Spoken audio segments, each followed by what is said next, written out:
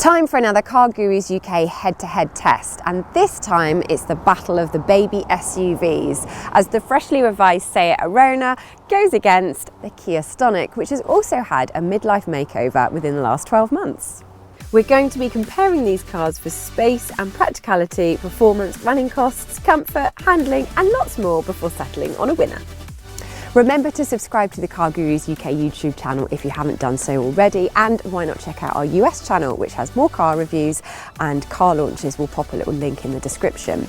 Now, as mentioned, this Seat has recently had a facelift, and that is to coincide with the Seat Ibiza Super Mini.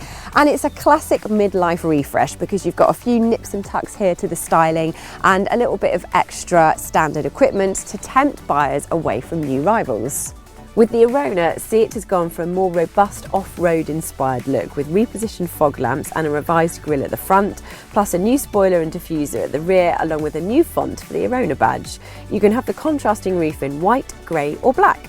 The Arona has been around since 2017 with around 45,000 cars being sold, and the recent visual changes don't make it look like a brand new car, but there's enough to have a visual impact. The same could not be said for the Kia, however, because those visual changes are pretty much non-existent.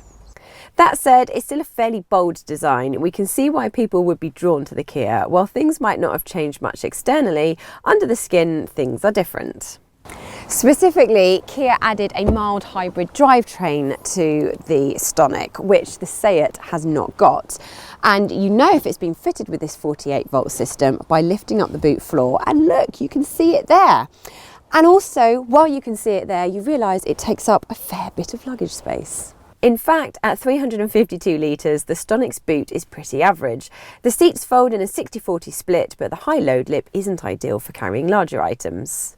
The Arona does not have any mild hybrid technology. In fact, the petrol and gearbox offerings are the same as they were pre-facelift, as is the boot space, which is not a bad thing because the Seat has always been one of the roomier compact crossovers with 400 litres of boot space and a variable boot floor across the range. That variable height floor means you can flatten the load lip as well as create a completely flat floor when the 60-40 split folding rear seats drop flat. I'm in the back of the Seat now, and as you can see, legroom and headroom are absolutely fine. And Seat has also fitted this roof light up here based on feedback from Arona owners, or should that be Aronas? Anyway, if I shuffle to the middle seat, you can see that it is quite narrow, which is no surprise given this car is based on a Super Mini. And I've also got this large transmission tunnel to negotiate. And if I jump into the back of the Kia like this, well, that was easy. Now, I no longer have a transmission tunnel to deal with because Kia has been thoughtful enough to put a flat floor there, which is great. Moving to one of the outer seats, legroom is not quite as generous and the lower part of the backrest protrudes slightly, which I actually find quite comfortable, but some people may not like this. Headroom is about the same. I'm only 5'4½", so either car feels quite roomy to me. Now let's try out the Seat again, but this time we're going to go to the front seat. Well, that's awkward. I appear to have ended up in entirely the wrong car. Rebecca, what are you doing in my car? Hold on. Oh, that's better. Now, the interior hasn't changed that much for 2021, but there are some changes. You get these strange surrounds for the air vents, with the outer ones being lit at night, and the top of the dash is now squidgy, but there is still some hard, scratchy plastic down below. Low-spec Aronas come with simple-to-read analogue dials with a central trip computer, whereas high-spec models like this one have a 10.25-inch digital display. It might look smart, but in terms of functionality, Seat's setup is still something of a poor relation to Audi's virtual cockpit equivalent. The central infotainment system has been upgraded to this floating unit, which includes wireless Apple CarPlay and Android Auto. This is the larger 9.2-inch screen. It's good, but not class leading. Some of the menus are a little bit fiddly and it can be a bit laggy. However, when you connect your phone, you can get round some of this, and it's good to see that there are separate heater controls down here. Throw in what is a decent amount of storage and a good driving position, and the Arona gets the important things right. As we've said, there's no mild hybrid technology on the Arona, so Seat still offers the same 1 litre 3-cylinder petrol engine as it did pre-facelift. The most popular is likely to be the 95 brake horsepower with manual gearbox, but this is the flagship 110 horsepower with automatic gearbox. It's a mixed blessing because while the extra power is welcome, the 7-speed dual clutch gearbox doesn't feel at its best in this installation. Specifically, the gearbox can feel a bit sluggish when asking the car to pick up speed. 3-cylinder engines do tend to have quite a soft throttle response anyway, but when you combine that with a gearbox that doesn't really want to change down, progress can feel a bit frustrating. Once you're up to speed, it feels fine, but if you can help it, we'd advise spending less money and going for the manual. That aside, the Arona's driving experience is good. The steering is crisp enough to feel satisfying, the body doesn't lean too much in corners, and it'll cover motorway or town miles with ease. This experienced Luxe model rides on 18-inch alloy wheels. Again, we'd advise spending slightly less and going for a car that sits on 17s, and that's because you gain a bit of ride comfort. Get the spec just right, and the Seat Arona is one of the more satisfying small crossovers to drive.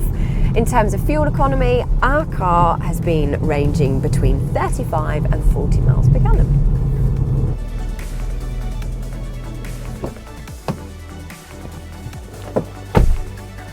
Well, it's certainly a lot busier here in the Stonic. There are buttons, shapes, textures and different materials everywhere. It does feel a little bit cheaper than the Seat. There's quite a lot of hard, scratchy plastic dotted around the place. Within the instrument binnacle, you can control the car's trip computer central display as well as see how the mild hybrid system is working. We just wish the steering wheel buttons were a bit more intuitive to use.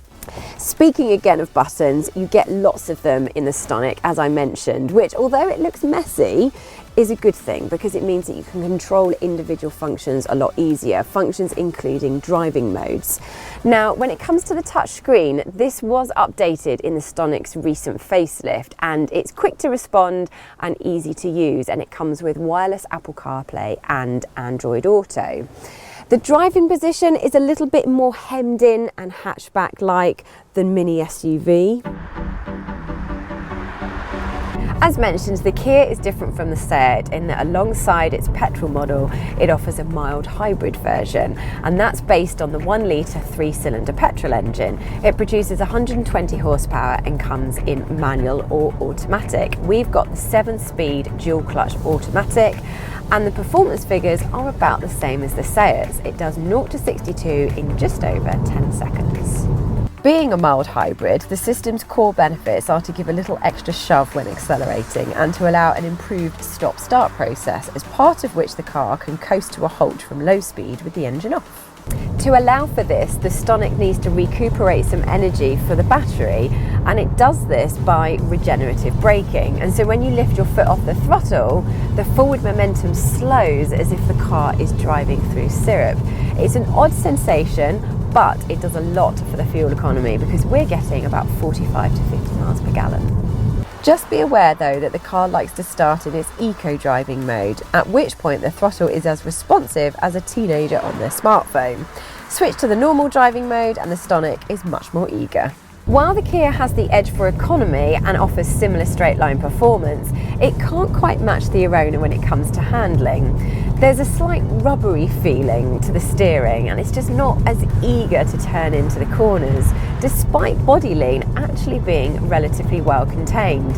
And it's not as comfortable as the Arona. It fidgets a bit over lumps and bumps. Of course, these two models sit within an incredibly congested class, so you might also want to check out options such as the Ford Puma, Suzuki Vitara, Skoda Kamiq and Renault Captur. You can also find reviews of all of these cars and more on cargurus.co.uk. However, for this particular test, we need to pick a winner. In the Kia's favour is superior fuel economy and a 7-year warranty versus the 3 years that you get with the Seat. If these things matter to you, then the Kia is a perfectly recommendable car. However, the Seat is roomier for luggage and passengers, it feels classier inside and is more engaging to drive. All of which means the Seat Arona is the winner of this CarGurus UK head-to-head test, and indeed one of the best small crossovers you can buy. Do you agree? Let us know in the comments. And when searching for your next car, head to cargurus.co.uk where you'll find top cars from top-rated dealers.